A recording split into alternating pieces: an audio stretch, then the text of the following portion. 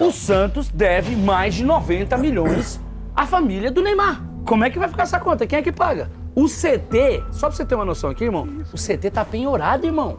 Não O é CT do Santos tá penhorado, irmão. Para, Ivan, o que é, Ivan? Estão acabando e destruindo com o peixão. Ali, lá. O Santos tinha que pagar 15 milhões de dólares pro Neymar até julho do ano passado. O Santos captou esse dinheiro. Só que ao invés de passar para a NR Sports, o que fez o Marcelo Teixeira? Pegou o dinheiro e usou lá no fluxo de caixa. Ou seja, pagar dívida, salário. O risco de novos transfer ban existe? Existe. Existem possibilidades de novos transfermas que não são também da nossa gestão. E como é que o senhor trabalha com isso? Como é que dorme com um barulho desse? Não, é difícil dormir. Um privilégio de poucos, o Rei Pelé. Ele encantador, com um time diferenciado e o Santos nas alturas. Outros, diferentes entre aspas, também brilharam com essa camisa. E isso mais de uma vez.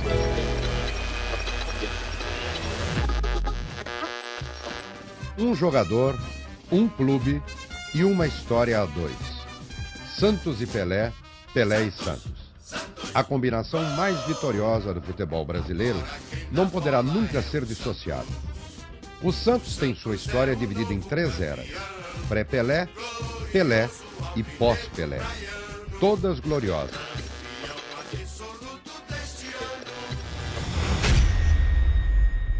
Existe uma grande diferença entre um clube em crise e um clube em decadência. Crise quase todo grande clube enfrenta em algum momento. O que vinha sendo esperado há várias rodadas aconteceu hoje. O Palmeiras foi rebaixado para a 2ª divisão. Agora, a decadência é quando problemas deixam de ser temporários e começam a fazer parte da identidade do clube. CBF expôs completamente o Santos Futebol Clube, comandado atualmente pelo presidente Marcelo Teixeira. O Santos normalizou a mediocridade, gosta da mediocridade e não flerta mais, ele namora e casou com a mediocridade. E, infelizmente, quem está preso nesse purgatório do Santos Futebol Clube é a gente. Quem pode salvar não tem capacidade, talvez não interesse. E talvez essa seja a pergunta mais dolorosa sobre o Santos Futebol Clube hoje. O Santos ainda vive apenas uma crise ou já entrou oficialmente em decadência? Porque estamos falando de um clube que não é apenas gigante. Estamos falando de um clube que ajudou a construir a história do futebol mundial. O clube de Pelé, o clube que revolucionou o jeito de jogar futebol. O clube que virou símbolo do Brasil no planeta. Um time que já excursionou o mundo inteiro atraindo multidões. Um clube que conquistou 8 campeonatos brasileiros, 3 Libertadores, 2 Mundiais, 22 campeonatos paulistas, uma Recopa Sul-Americana, uma Copa do Brasil e diversos outros títulos. Ganhou pelo menos uma vez tudo que já disputou. Um dos clubes que mais marcou gols na história do futebol mundial. E revelou simplesmente o maior jogador da história do futebol. Além de Neymar, Rodrigo, Diego Ribas, Coutinho e por aí vai. Poderíamos ficar horas aqui citando nomes de grandes jogadores criados em terras santistas. Mas hoje, o Santos vive uma realidade brutalmente diferente daquela imagem histórica. O clube entrou numa espiral de desorganização financeira, política, administrativa que se acumulou durante décadas. E os números atuais ajudam a entender o tamanho do problema. Segundo os balanços mais recentes, o Santos encerrou 2025 com uma dívida próxima de R$1 bilhão. Repito, R$1 bilhão em dívidas. Em pouco mais de uma década, o endividamento praticamente quadriplicou. E o mais impressionante é que isso aconteceu mesmo com o clube realizando vendas milionárias de jogadores ao longo dos anos. O Santos arrecadou centenas de milhões em transferências, mas o dinheiro parece evaporar. O Santos desde janeiro de 24 vendeu Marcos Leonardo, 96 milhões de reais, Lucas Barbosa, 16 milhões de reais, John Goleiro, 8 milhões de reais, Lucas Pires, lateral esquerdo, 15 milhões de reais, Wesley Patati, 8 milhões de reais, Zanocelo, 3 milhões e 700 mil reais, Jean Lucas, 24 milhões de reais. Joaquim, o zagueiro, 45 milhões de reais. Soteldo, 30 milhões de reais. Luca Meireles, 75 milhões de reais. Jair, 89 milhões de reais. Nonato, tá no Fluminense, 8 milhões de reais. Guilherme, 11 milhões de reais. E agora, por último, Souza, 94 milhões de reais. Isso na gestão do Marcelo. Desde 2024. Arrecadou 522 milhões e 700 mil reais. O problema sempre foi gastar mal. Preparei aqui uma lista para vocês, para a gente poder analisar juntos aqui as burradas feitas de 2025 para cá. Olha quantos jogadores o Santos contratou. Pelas minhas contas, foram 26 jogadores. E quase metade desses jogadores está na faixa dos 30 anos. E quantos desses jogadores custaram muito, fizeram contratos longos com o clube e não são aproveitados, não serviram para nada? Ou estão servindo muito pouco? O Santos virou um clube especialista em apagar incêndio financeiro. Pega dinheiro de venda para cobrir rombo antigo. Faz empréstimo para pagar outro empréstimo. Antecipa a receita para sobreviver alguns meses, pagar salários altos, direitos de imagens. Uma lógica extremamente perigosa. Quase como alguém tentando esvaziar um barco afundando com um copo plástico. E quando analisamos os balanços financeiros, a situação fica ainda mais preocupante. O passivo total do clube já ultrapassa 1 bilhão e 200 milhões de reais. E boa parte dessa dívida é de curto prazo. Ou seja, o Santos precisa pagar centenas de milhões rapidamente. Se tem alguém no Brasil que mentiu é Tiririca. Ele sempre falou que pior que tá não fica. Não só ficou, como segue ficando. O Santos terá eleições na primeira quinzena de dezembro desse ano. Ou seja, caso Marcelo Teixeira não vença as eleições, de acordo com essa apuração do Diário do Peixe, o próximo mandatário, quem derrotar o Marcelo Teixeira caso isso aconteça, terá de liquidar 64 milhões e 500 mil de uma vez. E isso gera um efeito devastador. Somente em despesas financeiras o clube gastou cerca de 76 milhões de reais em um único ano. Dinheiro que simplesmente desaparece sem fortalecer elenco, sem melhorar a estrutura, sem trazer retorno esportivo nenhum. Enquanto isso, o Santos acumulou déficits consecutivos. Mais de 105 milhões negativos em 2024, quase 80 milhões negativos em 2025, e isso mesmo após aumento gigantesco nas receitas. Em 2023, o Santos arrecadou cerca de 407 milhões de reais. Já em 2025, esse valor saltou para aproximadamente 678 milhões, ou seja, o clube aumentou brutalmente o faturamento, mas mesmo assim continuou afundado financeiramente. E isso revela algo extremamente sério. O problema do Santos não é apenas a falta do dinheiro, é a incapacidade estrutural de gestão. Porque no futebol moderno não basta arrecadar, é preciso saber administrar, contratar bons jogadores e não ficar gastando milhões com jogadores que pouco rendem. E talvez esse tenha sido o maior fracasso das últimas gestões do Santos Futebol Clube.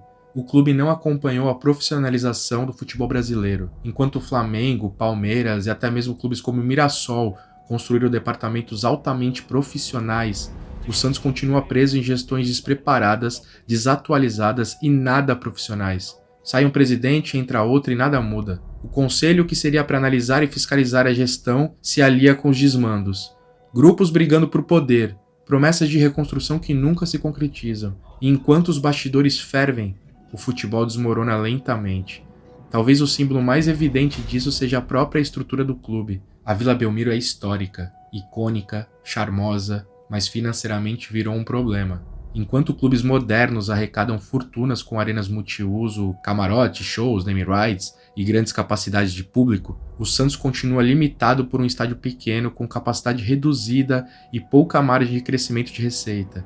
E o mais inacreditável é que a discussão sobre uma nova arena já atravessa décadas. Décadas! Todo ano existe um novo projeto, Cortina de Fumaça. Nova parceria, Cortina de Fumaça. Nova maquete, cortina de fumaça. Novo vídeo 3D, cortina de fumaça. Tudo cortina de fumaça em momentos críticos e pontuais. É tanto projeto e arena virtual que daqui a pouco o Santos inaugura um estádio no GTA. Enquanto isso, na vida real, a arrecadação continua limitada e o futebol continua pagando a conta. Fontes de renda como o patrocínio Master estão com valores cada vez mais defasados e distantes dos valores atribuídos a outros clubes mais organizados. E os motivos são vários. Não bastasse a camisa de jogo parecer um abadá, cheia de marcas estampadas, o que desvaloriza o patrocinador Master, o torcedor não encontra camisa, calção, moletom, nada com a marca do patrocinador estampada nas lojas oficiais ou em lojas de artigos esportivos, diferente dos demais clubes, tanto nacionais como internacionais, que vendem seus uniformes com a estampa do patrocinador, o que agrega valor à marca parceira do clube, que investe milhões para ter o destaque do patrocínio Master. Além disso, é um absurdo o Santos não ter lojas oficiais onde se encontra a maior parte de sua torcida, como na capital de São Paulo ou no Grande ABC, muito menos em outras regiões do país onde tem números considerados de torcedores santistas, como no Sul, no Norte ou no Nordeste, Outro problema estrutural do Santos é a dependência quase doentia da base. Revelar craque sempre fez parte da identidade santista. Mas no Santos isso virou um modelo de sobrevivência financeira. O clube está há anos funcionando na lógica: surge um craque, vende e respira. Depois surge outro, vende e respira de novo. Só que isso é extremamente perigoso, porque formação de jogador não é matemática, não existe uma conta exata. Não tem nenhuma garantia de que um Neymar nasce a cada 5 anos, 6 anos, 7 anos. E quando as revelações diminuem, o rombo aparece. Só em 2024, mais de 200 milhões de reais das receitas do clube vieram da venda de jogadores. Isso mostra como o clube depende da venda de futuras promessas da base para pagar conta, para sobreviver. Vende para pagar conta e sobreviver. O problema é que vender patrimônio esportivo constantemente enfraquece a competitividade. E isso cria um círculo vicioso. O clube vende para sobreviver, o elenco enfraquece, o desempenho cai, a arrecadação diminui. E o clube acaba precisando vender novamente. E talvez nenhum acontecimento tenha simbolizado tanto essa decadência quanto o rebaixamento em 2023. O Santos Futebol Clube foi rebaixado pela primeira vez na sua história centenária. Nunca havia sido rebaixado. Uma frase que durante décadas parecia impossível. O clube do Pelé na Série B, e o mais assustador é que o rebaixamento não foi acidente, foi consequência. Consequência de anos de improviso, anos de decisões ruins, anos de falta de planejamento. O Santos Futebol Clube está rebaixado para a Série B de 2024. Gol do Fortaleza, gol do Lucero. E o Fortaleza deixando o campo de jogo. Invasão de campo aqui na Vila, bombas sendo atiradas, rojões sendo atirados. O Santos troca de treinador constantemente, monta elencos desequilibrados. São mais de 10 técnicos nos últimos 5 anos, ou seja, praticamente 2 técnicos por ano. Não tem como fazer um trabalho vencedor dessa forma. Com isso, monta elencos desequilibrados, contrata jogadores caros sem nenhum retorno técnico, como por exemplo Tiquinho Soares, que chegou cheio de expectativa, com salário acima de R$1 milhão. Segundo informações da imprensa, entre salários e direitos de imagem, Tiquinho recebe cerca de R$1,5 milhão por mês. Além disso, a negociação envolvendo o Botafogo girou em torno de aproximadamente R$19 milhões. E o pior, esse valor foi abatido na venda de Jair, zagueiro joia da base, e que hoje faz muita falta nesse elenco limitado. Já Tiquinho, após não render nada no Santos, foi emprestado para o Mirassol, com o Santos pagando cerca de 60% do salário, o que equivale a quase R$1 milhão. Ou seja, o gasto continua, mas com zero ganho técnico. Outro caso emblemático foi Patrick, contratado do Atlético Mineiro por cerca de R$5 milhões. O meia passou a custar cerca de R$1 milhão ao mês ao Santos, considerando o salário e parcelas da negociação. Tudo isso para um jogador que vinha em declínio técnico há anos e que também não emplacou no elenco alvinegro. Mais um atleta emprestado, com o Santos pagando boa parte do salário. A gente pode citar também o zagueiro Alex Duarte. O Santos desembolsou algo em torno de R$22 milhões para contratar o zagueiro. Mais um investimento altíssimo dentro de um clube que parece agir sem qualquer coerência financeira. Além do alto custo da transferência, o contrato ainda aumentou significativamente a folha salarial do elenco. R$22 milhões por um zagueiro que mal jogou no time e já foi emprestado. Ao mesmo tempo, a equipe sofre com uma zaga limitada. O time muda de direção de futebol repetidamente e tem funcionado permanentemente em modo de emergência, como se ninguém tivesse tempo de pensar no futuro, porque o presente já tá pegando fogo. E talvez o mais cruel de tudo é que a camisa já não tá mais conseguindo salvar. Porque durante décadas existiu uma sensação quase mística em torno do Santos, como se a tradição fosse suficiente para impedir o pior. Mas o futebol moderno não respeita a nostalgia. Taça antiga não paga salário. Foto do Pelé não resolve déficit. Mas, pensando bem, com uma boa gestão poderia ajudar. Até porque tá aí uma outra falha. O clube de nada explora da sua história. O fato do maior jogador do planeta ter vestido durante anos essa camisa tão pesada. Porém, a história não marca gol, muito menos evita de tomar. E enquanto o Santos afunda, outros clubes crescem. Clubes que antes estavam muito abaixo do Santos hoje possuem mais receita, mais estrutura, mais organização, mais marketing, mais estabilidade, mais competitividade. O Santos perdeu protagonismo. Sendo bem sincero, esse também sempre foi um grande problema do Santos por não ser um time de grandes capitais. O Santos é um time do litoral.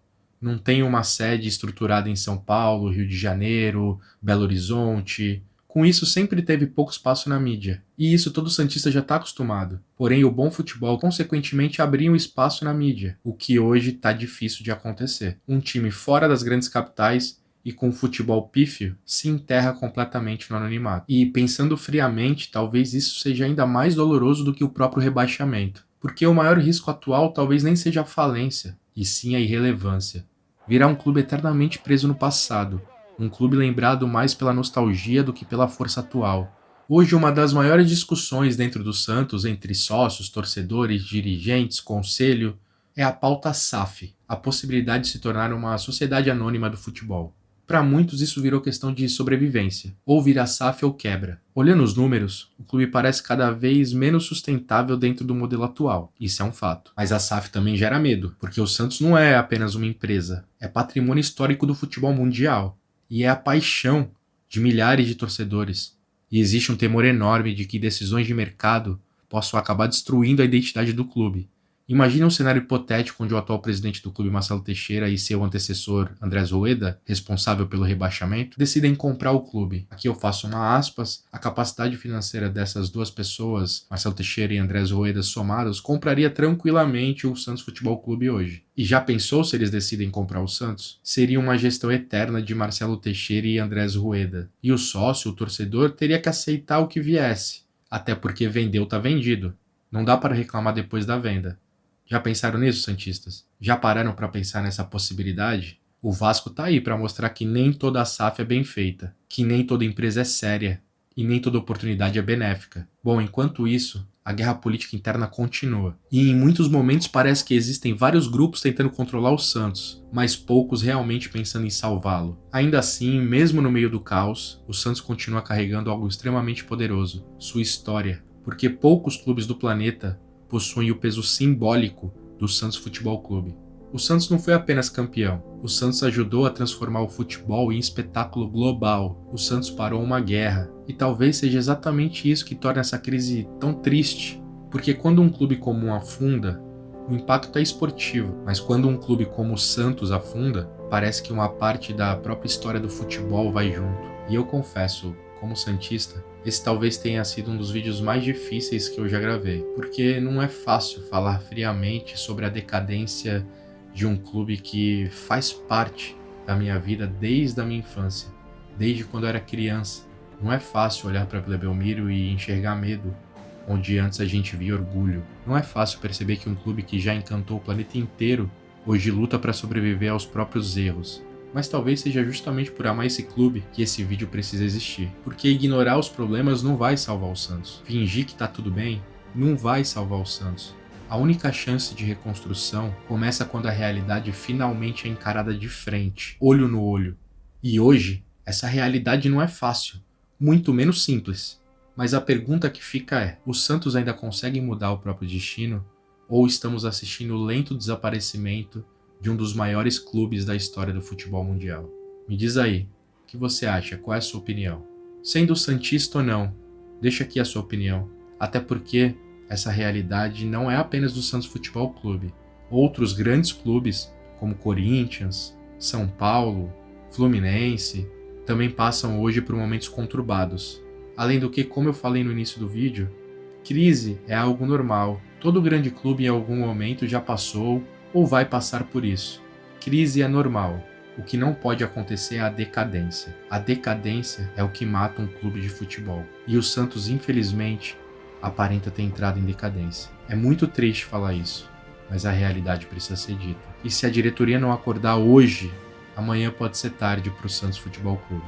Então, galera, eu peço que vocês compartilhem esse vídeo, porque, como eu falei, isso não se trata apenas do Santos Futebol Clube, isso se trata da história do futebol mundial. Não esqueçam de se inscrever no canal, isso ajuda muito, muito mesmo a gente continuar a produzir conteúdos como esse, até porque dá um trabalho gigantesco produzir um vídeo como esse, e sem monetizar a gente não consegue receber nenhum centavo por todo esse trabalho. Então é muito importante que a gente consiga chegar em 1000 inscritos para conseguir monetizar o canal e poder seguir produzindo conteúdos para você. Então se inscreva no canal, curta o vídeo, deixe um comentário e não se esqueça de hypar o vídeo. Muito obrigado a todos que acompanharam até aqui.